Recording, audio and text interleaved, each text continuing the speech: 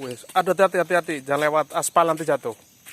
Sama si bocil ini wisata alam liar. Wuh, mantap sekali ini. Ini adalah anjing, gede banget ini. Ya kalau deh ya, mantap bro. Ini pohonnya berukuran sangat-sangat tua nih bro. Oke teman-teman, kita berada di wisata alam liar. Ayo kesana yuk. Ya, sama si bocil nih. Wah, hati-hatilah. Ini tempat wisatanya teman-teman.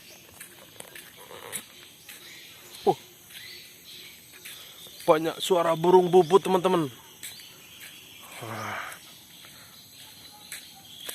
Ini wisata alam liar teman-teman. Wisatanya masih tuh. Ini mau apa, patung orang hutan teman-teman. Tuh mantap sekali kreatif pakai kayu. Ini apa namanya? Kambing, mungkin kambing ini. Ya, kambing. Kambing dek lah. Oke teman-teman. Terima kasih.